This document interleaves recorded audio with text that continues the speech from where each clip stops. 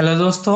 आपका अपना channel exploring education आपका स्वागत करता है। जीके के एक और मॉक टेस्ट में पहला क्वेश्चन कह रहा है कि जो मोसाद है वो एक आर्टिफिशियल इंटेलिजेंसी है, आर्टिफिशियल एजेंसी है कौन से देश की। तो हर देश की एक खुफिया एजेंसी होती है। तो पूछ रहा है कि जो मोसाद है ये किस देश की है। तो जो दुनिया की सबसे खतरनाक खुफिया एजेंसी मानी जाती है इजराइल की मोसाद। ठीक है, जैसे भारत की रो है। ठीक है, और पाकिस्तान की आईएसआई है, ऐसे ही क्या है, भारत की रो है और यहाँ की क्या है, आपकी मोसाद है। बात करें हम नेक्स्ट क्वेश्चन की, तो वो ये कह रहा है कि एनटीए जो है, ठीक है, नेशनल टेस्टिंग एजेंसी, ठीक है, जो नीट के एग्जाम कराती है, इसके चेयरमैन कौन है, डायरेक्टर जनरल कौन है। ठीक है, तो अभी आप जानते हो कि जो राहुल जी है ये तो सीबीएसई के नए चेयरमैन बने थे। ठीक है, और शिव कुमार जी जो ये है ये कर्नाटक के नए सीएम बने थे, डी शिव कुमार। तो अपना आंसर जो हो जाएगा वो बी हो जाएगा, अभिषेक सिंह। बात करें नेक्स्ट क्वेश्चन की, तो कह रहा है नीट जो अभी एग्जाम हुआ है तो इसकी फुल फॉर्म क्या है। क्या नेट एंट्रेंस एग्जामिनेशन टेस्ट है क्या, या NET eligibility cum entrance test है क्या, या नेट इनरोलमेंट एलिजिबिलिटी टेस्ट है। तो जो सही आंसर इसका हो जाएगा वो बी हो जाएगा, NET eligibility cum entrance test, B इसका सही आंसर हो जाएगा। अगला क्वेश्चन कह रहा है कि पर कैपिटा इनकम के मामले में भारत की कितनी रैंक है। ठीक है, तो पर कैपिटा इनकम होता है देश की पूरी कमाई को जितनी पॉपुलेशन है उससे डिवाइड कर दो, तो ये पता चल जाएगा कि भाई एक व्यक्ति के हिस्से में कितने पैसे आते हैं। तो देखो, आपको ध्यान रखना है, ठीक है, कि पर कैपिटा इनकम के मामले में पूछे तो जो भारत की जो रैंक है वो 149 हो गई है। ठीक है, 142 हुआ करती थी, लेकिन अभी ग्लोबल अनसर्टेनिटीज होने की वजह से ये किस में पहुंच गया, 149 हो गई है। बात करें दूसरी रैंकिंग की, 157 जो बी ऑप्शन में है, ये भारत की जो मीडिया प्रेस फ्रीडम इंडेक्स में भारत की जो रैंक है वो 157 है। ठीक है, इसके अलावा बात करें ह्यूमन डेवलपमेंट इंडेक्स में, तो ह्यूमन डेवलपमेंट इंडेक्स में भारत की जो रैंक है, ठीक है, वो है आपकी 130। और जो करप्शन परसेप्शन इंडेक्स होता है उसमें जो भारत की जो रैंक है, ठीक है, एचडीआई जो इंडेक्स होता है उसमें 91 है।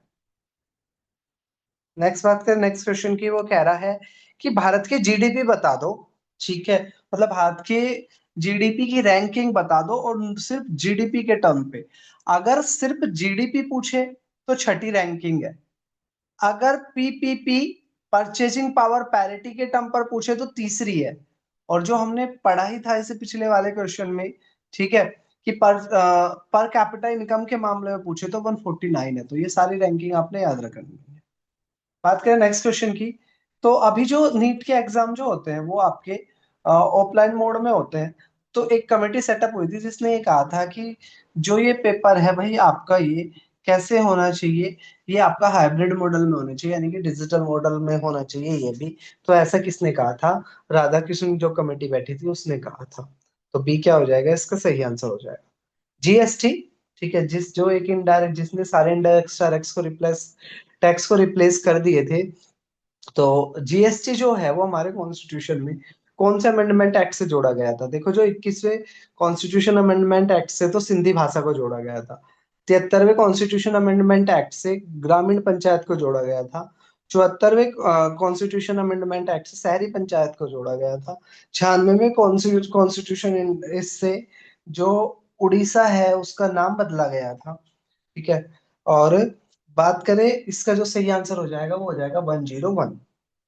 तो डी इसका सही आंसर हो जाएगा। बात करें क्वेश्चन नंबर 8 की, क्वेश्चन नंबर 8 ये कह रहा है कि एक व्यक्ति थे जिन्होंने एक आर्टिकल लिखा था, और वो आर्टिकल बहुत फेमस हो गया, उसके बाद ही एक संस्था बनी ब्रिक्स, जिसकी फुल फॉर्म इनके देशों के नाम के पहले लेटर से है। B stand for Brazil, R stand for Russia, I stand for India, C stand for China, और सबसे लास्ट में इसको ज्वाइन किया था साउथ अफ्रीका ने।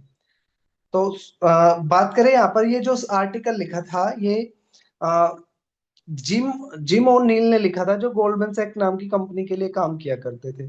तो 20 का सही आंसर हो जाएगा। और अभी ब्रिक्स में 11 देश हो गए हैं। शुरुआत में चार चार थे, फिर साउथ अफ्रीका जुड़ा 5 हो गए, फिलहाल 11 है। और जो सी ऑप्शन है महबूल उल हक, इन्होंने और अमर्त्य सेन ने एचडीआई ह्यूमन डेवलपमेंट इंडेक्स का कॉन्सेप्ट दिया था। बात करें क्वेश्चन नंबर 9 की, वो ये कह रहा है MSME micro small medium enterprises, ये इसकी फुल फॉर्म है। और इनकी जो लिमिट थी उसको चेंज कर दिया गया था। पहले इन्वेस्टमेंट की लिमिट 1 करोड़ थी, जिसको 1.5 गुना बढ़ाकर 2.5 करोड़ कर दिया था। टर्नओवर पहले 5 करोड़ का था, मतलब उस कंपनी को ही माइक्रो माना जाएगा जो एक साल में 2.5 करोड़ का इन्वेस्टमेंट करती हो और 5-10 करोड़ का टर्नओवर लाती हो। जो स्मॉल के लिए इन्वेस्टमेंट लिमिट 25 करोड़, पहले 10 हुआ करती थी, और टर्नओवर की पहले 50 हुआ करती थी, अब 100। मीडियम एंटरप्राइजेस के लिए अगर हम बात करें तो 125 करोड़, ठीक है। और टर्नओवर जो हो गया वो 500 करोड़। तो कह रहे कौन सा गलत है, तो कोई सा भी गलत नहीं है, सारे के सारे सही है। बढ़ते हैं हम नेक्स्ट। क्वेश्चन कह रहा है कि लार्जेस्ट पार्लियामेंट्री स्टैंडिंग कमेटी कौन सी है। तो हमारे यहाँ पर बहुत सारी पार्लियामेंट्री स्टैंडिंग कमेटी होती है, ठीक है। उनमें जो सबसे बड़ी है वो एस्टिमेट कमेटी है, ठीक है, जिसमें 30 मेंबर होते हैं। तो डी क्या हो जाएगा, इसका सही आंसर हो जाएगा। बात करें नेक्स्ट क्वेश्चन की। वो कह रहा है जैन धर्म के अंदर एक टर्म चलता है जिन।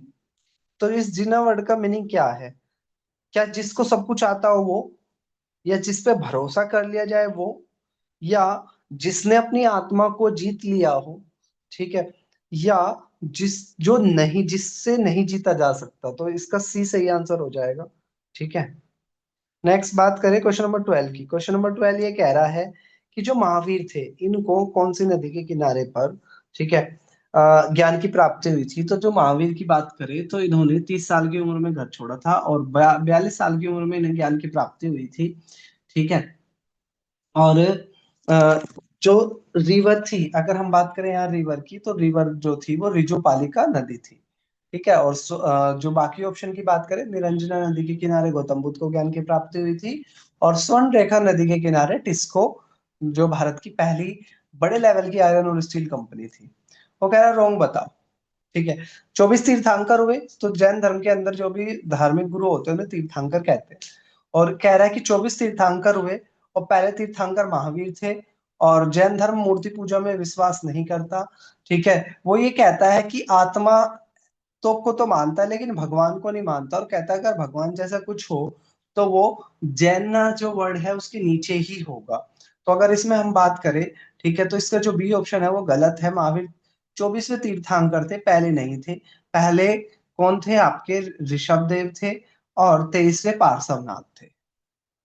बात करें नेक्स्ट की, क्वेश्चन नंबर 14। क्वेश्चन नंबर 14 ये कह रहा है कि जैन धर्म में शुरुआत में 4 चीजों की मनाही थी। ये 4 चीज आपने नहीं करनी: चोरी नहीं करनी, प्रॉपर्टी नहीं रखनी, किसी के साथ हिंसा नहीं करनी, और झूठ नहीं बोलना।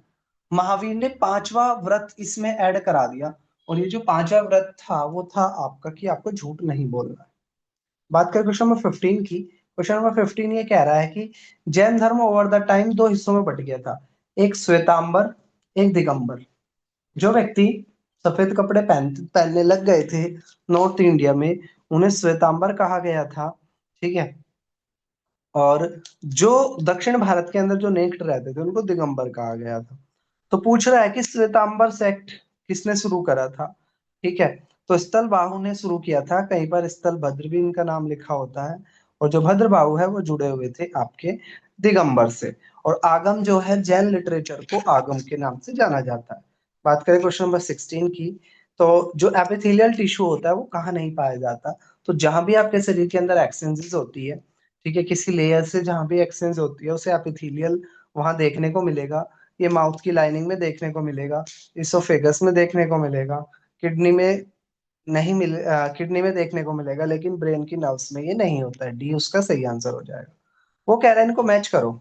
क्या एपिकल टिश्यू प्लांट की टिप, स्टेम वगैरह, लीव्स वगैरह इनकी ग्रोथ कराता है क्या? इंटरकैलरी उसमें नोट्स पैदा करता है क्या? नोट्स की ग्रोथ होती है क्या?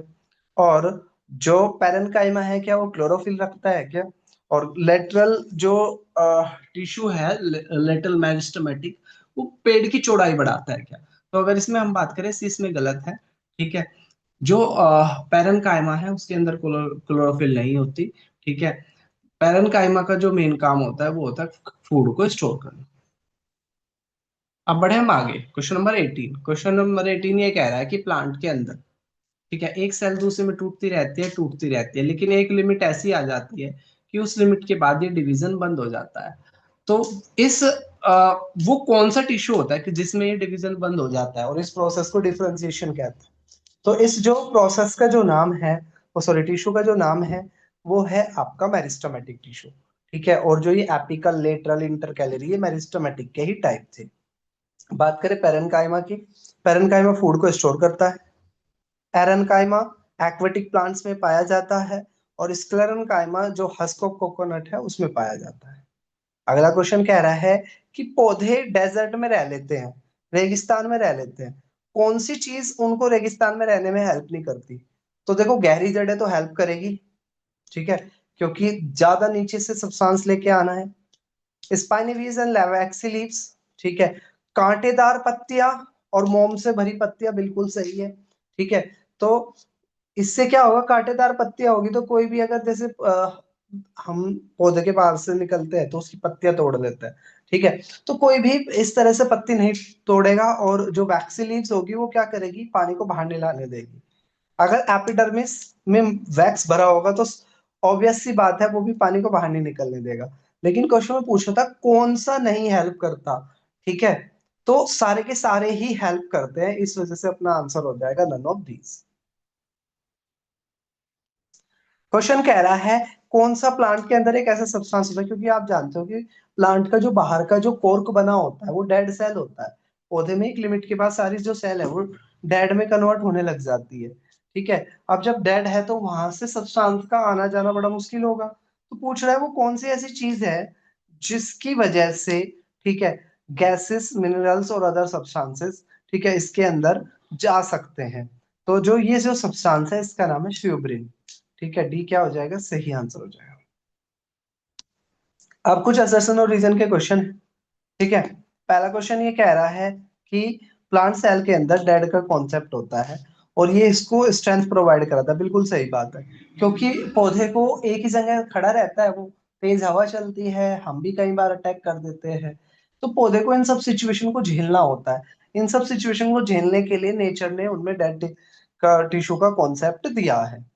बात करें 22 की, 22वां क्वेश्चन ये कह रहा है कि एनिमल सेल और प्लांट सेल एक जैसी होती है, और एनिमल सेल के अंदर जो डेफिनाइट पैटर्न ऑफ ग्रोथ होता है, बिल्कुल सही बात है, एनिमल सेल के अंदर डेफिनाइट पैटर्न ऑफ ग्रोथ होता है, लेकिन प्लांट सेल में ये नहीं होता है।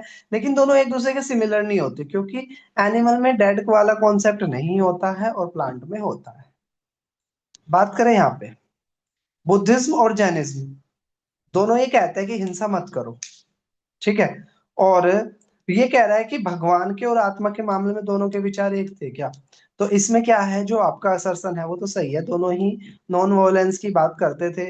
लेकिन रीजन गलत है। रीजन क्यों गलत है? क्योंकि बौद्ध धर्म तो कहता था कि हाँ भगवान भी है, आत्मा भी है, ठीक है। लेकिन जैन धर्म के व्यक्ति ये कहते थे भगवान भगवान जैसा कुछ नहीं, लेकिन आत्मा जरूर है। तो इसलिए रीजन गलत है, असर्सन सही है। बात कर 24 की, 24वां ये कह रहा है कि जो दिगंबर सेक्ट था ना, ठीक है, अभी मैंने बताया था कि दो सेक्ट हो गए थे, एक श्वेतांबर एक दिगंबर। श्वेतांबर व्हाइट कपड़े पहनते थे, दिगंबर नेक्ड रहते थे। तो वो कह रहा है कि जो दिगंबर सेक्ट था ना, वो साउथ इंडिया में था, और जैन धर्म की जो शुरुआत हुई थी वो साउथ इंडिया से हुई थी, ठीक है। तो ऐसा नहीं है, ठीक है। इसमें भी असर्सन सही है, रीजन गलत है। जैन धर्म की शुरुआत उत्तर भारत से ही हुई थी, लेकिन एक बार बिहार में अकाल पड़ा और भद्रभाव अपने कुछ शिष्यों को लेकर साउथ इंडिया चले गए। लेकिन जब तक वो आते हैं तो देखते हैं कि नॉर्थ इंडिया के जैन धर्म वालों ने व्हाइट कपड़े पहनने शुरू करते हैं, इस वजह से वो नाराज होकर दोबारा साउथ चले जाते हैं। तो साउथ इंडिया में देखने को मिलता है आपका ये वाली, और नॉर्थ इंडिया में देखने को मिलती है आपकी श्वेतांबर। तो इसमें असर्शन सही है और दिगंबर गलत है, सॉरी, असर्शन सही है, रीजन गलत है। बात करें क्वेश्चन नंबर 25 की, वो कह रहा है कि गवर्नमेंट ने कैपिटल गेन टैक्स को घटा दिया। तो यहाँ मेन चीज समझने की है कि कैपिटल गेन टैक्स क्या होता है। आपके पास कोई प्रॉपर्टी है और उस प्रॉपर्टी की वजह से आपको कुछ बेनिफिट हुआ है, ठीक है, तो उस पे सरकार क्या लेती है, टैक्स लेती है, वो कैपिटल गेन टैक्स कहलाता है। मान के चलो कि आपने कोई प्लॉट लिया, कोई मकान लिया, और 1.5 साल के बाद आपने उसको बेच दिया। आपने लिया था 10 लाख का, आपने बेच दिया 15 लाख का। तो आपको जो 5 लाख का जो फायदा हुआ है उस पर आपको सरकार को टैक्स देना पड़ेगा कि आपको प्रॉपर्टी में फायदा हो गया है। इसको कैपिटल गेन टैक्स के नाम से कहते हैं। और भारत सरकार ने अभी कैपिटल गेन टैक्स को घटाया है। अब क्वेश्चन ये पूछ रहा है कि क्यों घटाया है, क्या फायदा होगा इससे। तो कैपिटल गेन टैक्स को घटाने से फायदा ये होता है कि इन्वेस्टर ज्यादा आते हैं। अभी एक रिपोर्ट आई थी कि बहुत सारे इन्वेस्टर ये भारत से भाग रहे हैं। अब जब इन्वेस्टर यहाँ से जा रहे हैं, ठीक है, तो सरकार चाहती है कि भारत में इन्वेस्टमेंट होता रहे। इसलिए भारत सरकार ने क्या किया है, कैपिटल गेन टैक्स को कम किया है। तो ये था हमारा आज का मॉक टेस्ट। क्लास को लीव करने से पहले आपको मार्क्स जरूर बता के जाने हैं। फिर मिलेंगे एक नई वीडियो में, तब तक के लिए टेक केयर। जय हिंद, जय भारत।